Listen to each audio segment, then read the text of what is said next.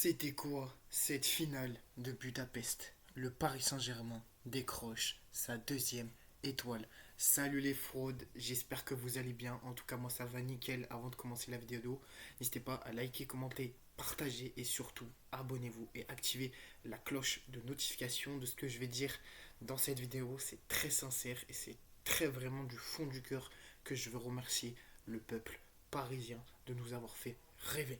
Ce match face à Arsenal, après une séance de prolongation, une séance de tir au but où le Paris Saint-Germain s'est acharné pour gagner enfin le back-to-back. Et je vais m'expliquer vraiment sincère et ça va être vraiment du fond du cœur de tout ce que je vais sortir. Et je pense que c'est la première fois que je vais parler avec le cœur du peuple parisien. Je vais simplement aussi remercier Luis Enrique de tout son travail qu'il a pu apporter au peuple parisien. Moi, de ce que je peux vous dire, c'est que en gros, moi, quand j'ai découvert le travail de Luis Enrique, j'étais, on va dire, j'avais des craintes. Ces craintes, en fait, ils m'ont fait avoir cette boule au ventre. Parce que moi, en tant que vrai supporter et amoureux du Paris Saint-Germain, bah, j'avais peur que Luis Enrique euh, déçoit le peuple parisien et déçoit les supporters. Mais au final, je me suis trompé. C'est lors de 2025. Voilà, je me suis trompé en disant que voilà, le PSG n'allait jamais remporter cette Ligue des Champions. Moi, j'étais toujours basé sur les critiques que le Paris Saint-Germain recevait partout.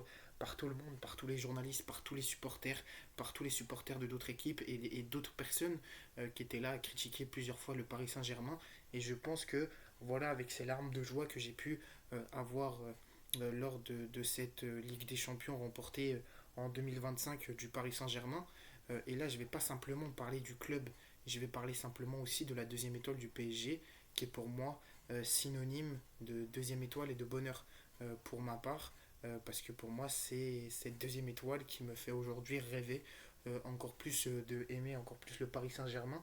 Je vais parler pour moi et après on va vraiment en venir au sujet du Paris Saint-Germain. C'est que pour moi la deuxième étoile est synonyme de respect.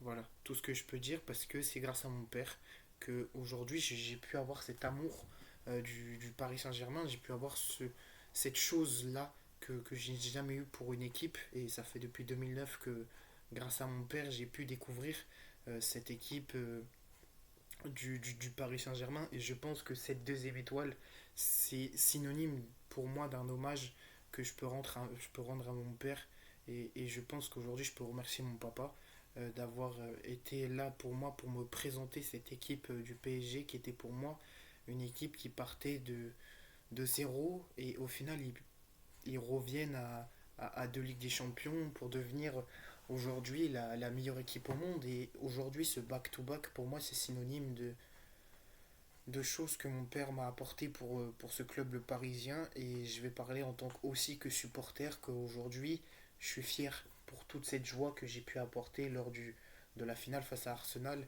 et on peut féliciter aussi Arsenal que les Gunners ils ont fait aussi un bon parcours, ils ont fait une preuve de probabilité que en gros Arsenal voulait remporter ce premier sacre qu'ils n'ont pas eu dans leur palmarès de Ligue des Champions et je pense que oui Arsenal un jour remportera la Ligue des Champions et je pense que si un jour le PSG est éliminé lors d'une autre Ligue des Champions, ce qui ne peut pas arriver, mais un exemple tout bête, si le PSG est éliminé de Ligue des Champions, je supporterai les Gunners, oui, à fond pour qu'ils remportent ce premier sac comme le Paris Saint-Germain.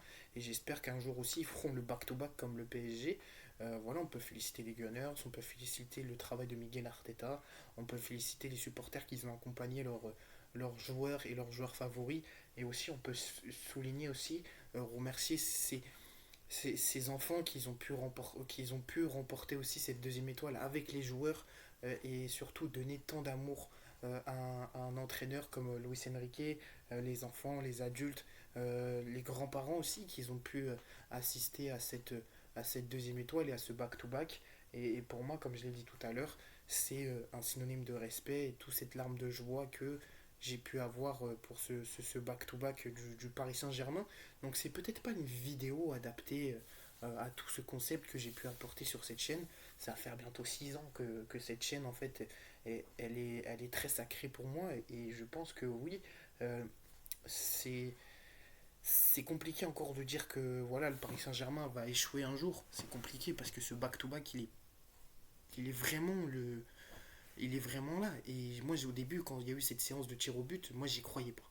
Voilà, moi je vais dire que j'y croyais pas et je le pensais. Voilà, je pensais qu'on allait perdre quand il y a eu ce premier but de Kai Havertz, quand j'ai vu ce but en pleine lucarne que Safonov n'a pas pu rien faire dans cette finale et cette prolongation et ces tirs au but aussi que Safonov n'a pas pu arrêter aussi des pénaltys, donc on peut pas lui en vouloir.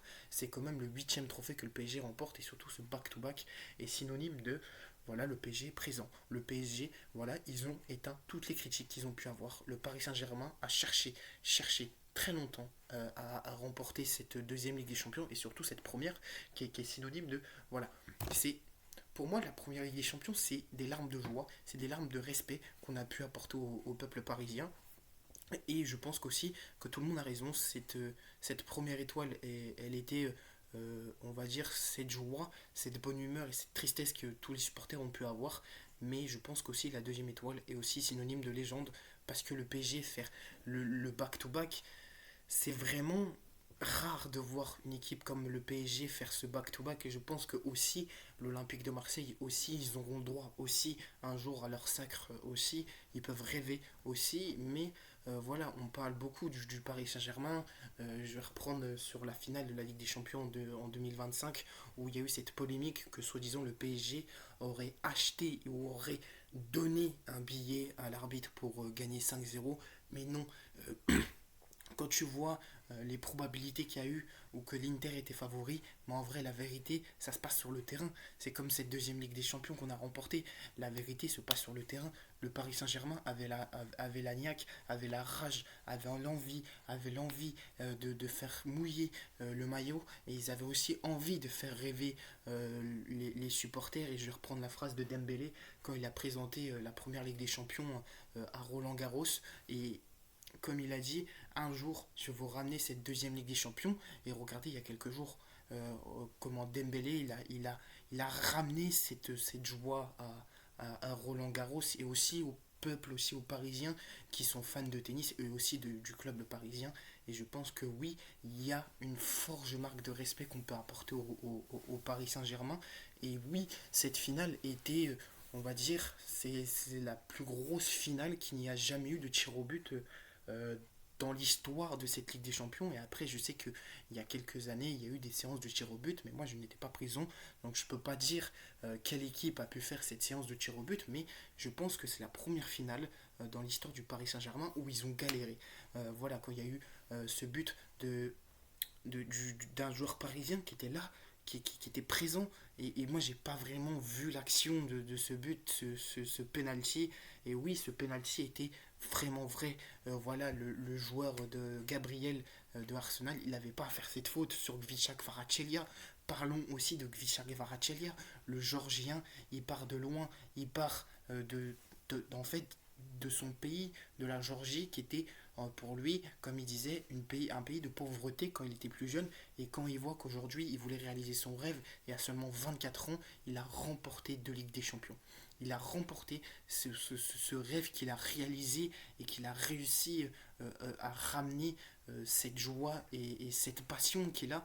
Et aujourd'hui, il est très amoureux du club parisien. On peut parler aussi de Désiré Doué, de beaucoup de joueurs, Warren Zeremei, surtout la défense, avec la charnière Nuno Mendes, William Pacho, Marquinhos et Hakimi, surtout Nuno Mendes, ce joueur portugais est l'un des joueurs, on va dire, qui est peut-être l'un des meilleurs latérales gauche Paris Saint-Germain, surtout William Pacho, c'est le défenseur le plus talentueux qu'on a jamais eu dans cette équipe. Et quand William Pacho il est arrivé au Paris Saint-Germain, au début j'y croyais pas pour William Pacho. Mais aujourd'hui quand je vois que en fait toute cette force, toute cette rage qu'il a apporté dans cette charnière, il en a barré des routes des joueurs, il a barré la route de Erling Haaland, de Harry Kane, de plein d'autres joueurs. Et je vais en oublier surtout aussi des joueurs qu'il a beaucoup barré la route et surtout aussi Marquinhos.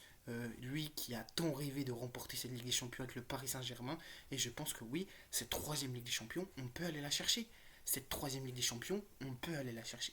Et on peut aller faire comme on a fait en 2025, 2026. Et je pense que oui, il y a eu beaucoup de clubs qui ont remercié et qui ont aussi félicité le Paris Saint-Germain pour ce back-to-back historique dans l'histoire du club parisien. Et voilà, moi je n'ai plus rien à dire. C'est que de la joie, c'est que de la bonne humeur qu'on a pu apporter dans cette finale de Ligue des Champions. Et je pense que oui, on peut parler aussi d'Arsenal, on peut parler de William Saliba, on peut parler de Gabriel, on peut parler de Martin Odegaard, on peut parler de Martin Zubimendi, on peut parler de Victor Gyökeres, on peut parler aussi de Eze, on peut parler de Nuno Madueke, on peut parler de Gabriel Jesus, on peut parler de David Raya, on peut parler de Miguel Arteta, on peut parler des bandes remplaçants, on peut parler de tout le travail que Arsenal ils ont pu apporter et arriver à cette finale à Budapest en Hongrie lors de cette finale de Ligue des Champions, qu'ils ont essayé de tant de mal, essayé de barrer la route des Parisiens, mais c'est compliqué de barrer la route à une équipe qui a la rage, qui a la grinta du ballon, qui a la grinta de cette sueur qu'ils peuvent apporter lors de cette finale de Ligue des Champions. Et aussi, j'aimerais souligner un joueur, l'homme du match, Vitinha. Vitinha, ce joueur est talentueux, ce joueur est vraiment le bien que Vitinha apporte au Paris Saint-Germain. Aussi, on peut parler des joueurs qui n'ont pas réussi à s'imposer avec Ilyas Arbani, Kang In-lee, plein d'autres, je vais en oublier. Voilà, c'est trop en fait, c'est trop pour eux de voir en fait Vitinha, Joao Neves, Fabien Ruiz s'imposer. C'est compliqué aussi aux joueurs remplaçants de trouver sa place. Mais ils travaillent beaucoup pour essayer de barrer la route à Vitinha, à Joao Neves, à Fabien Ruiz, à Signé Mayolo, à Ibrahim Mbaye. Voilà, c'est vraiment en fait ces joueurs en fait qui peuvent apporter, qui peuvent souligner beaucoup de choses, qui peuvent souligner aussi le fait que voilà, ils sont en manque de temps de jeu, ils n'arrivent pas à s'imposer, mais le jour où ils vont s'imposer, c'est là où en fait Luis Enrique va se dire bah tiens, je vais faire jouer ces joueurs, je vais faire jouer tel joueur et c'est le premier entraîneur qui fait vraiment rêver les jeunes. On peut voir Warren Zeremri, Sidney Mayolo, Ibrahim Mbaye, Quintin, qui peut aussi faire tourner au niveau des gardiens. Renato Marin, je vais en oublier. C'est tellement cette joie que j'ai du mal en fait à dire les noms des joueurs. Cette joie de back-to-back. Voilà, ça sera le titre de la vidéo, le back-to-back. Mais vraiment, c'est beaucoup de choses. C'est beaucoup de choses que j'ai à dire, mais voilà, c'est cette joie que moi j'ai eu en tant que Parisien, que j'ai eu en tant que supporter parisien, en tant que passionné par ce club, de aussi beaucoup de choses. Voilà, il y a beaucoup de choses. Moi, je vais pas faire une appréhension sur un des nommés que j'adore au Paris Saint-Germain. Il y a beaucoup de joueurs que j'apprécie beaucoup, mais il y en a un en particulier que j'apprécie beaucoup, c'est William Pacho, c'est Bradley Barcola, pardon, et aussi, moi, mon vrai joueur préféré du Paris Saint-Germain, c'est Désiré Doué. C'est Désiré Doué, et je le dis honnêtement, ce joueur part de loin. Il est formé au Stade Rennais et il est transféré pour 70 millions d'euros, mais on oublie beaucoup de choses dans ce transfert que le Stade Rennais a pu offrir ce joueur au Paris Saint-Germain, ce joueur à peine âgé de 20 ans. Vous imaginez à l'âge de 20 ans remporter deux Ligues des Champions. Deux Ligues des Champions. Je pense qu'il n'y a aucun jeune comme Désiré Doué, Warren Zeremri, Sini Mayolo, Ibrahim Mbaye et tous les jeunes Titi parisiens qui ont remporté deux Ligues des Champions. Ça, je pense que tout le monde oublie que ces jeunes, ils ont remporté une Ligue des Champions avec le PSG. Ils ont remporté une deuxième Ligue des Champions avec le PSG. On peut parler des critiques sur Bradley Barcola, on peut parler des critiques sur Dembélé, mais on oublie ces Titi parisiens, la relève et cette génération Titi parisiens qui sont prêts à barrer la route aux grands joueurs. Et je pense que pour moi et pour ma part, le 26 octobre, je pense pas que Dembélé va remporter le Ballon d'Or. Je pense que le Ballon d'Or ira à Gvicha Kvara Chelia. Je pense que moi, mon top 3 du Ballon d'Or le 26 octobre 2026, ça serait en premier Gvicha Kvaratskhelia, Désiré Doué, Ousmane Dembélé. Pour moi, mon top 3 c'est ça. C'est vraiment ça. Et en top 4 je dirais un joueur des Gunners. Je pense qu'on pourrait mettre une place à Victor Gyökeres. Je pense que c'est ce joueur-là, Victor Gyökeres, qui a fait un bon taf depuis son arrivée à Arsenal en provenant du Sporting Portugal. Ce joueur-là, ce joueur suédois qui a du mal à s'imposer aussi, on ne peut pas se le mentir. Mais voilà, Victor Gyökeres, il peut s'imposer du côté des Gunners et je lui souhaite que du bonheur, que de la réussite. Félicitations à Arsenal, mais aussi félicitations au peuple parisien à avoir aussi rendu hommage à la fille de Luis Enrique décédée malheureusement d'un cancer en 2009 à seulement 9 ans. Et je pense que voilà ce beau cadeau que Luis Enrique a pu faire à sa fille Xana. Je pense que voilà, on peut lui rendre hommage aussi à Luis Enrique. Merci Enrique, t'es vraiment l'un des plus grands guerriers du club parisien et je pense que c'est toi qu'on doit remercier. On peut remercier aussi Nasser Al-Khelaifi pour ce travail, Luis Campos aussi pour le travail qu'ils ont dû faire pour créer cet effectif pour remporter cette deuxième Ligue des Champions. Et merci Paris, vive le foot, merci d'avoir pu regarder cette vidéo, merci de m'avoir écouté, merci à tous ceux qui ont pu, on va dire, s'ambiancer, voilà, tous ceux qui ont pu s'ambiancer, ambiancez-vous encore plus, parlez encore plus de ce back-to-back, voilà, merci Paris, vive le foot, n'hésitez pas à liker, commenter, partager et surtout abonnez-vous et activez la cloche de notification pour rien rater des vidéos qui vont arriver, c'était Lucas, peace.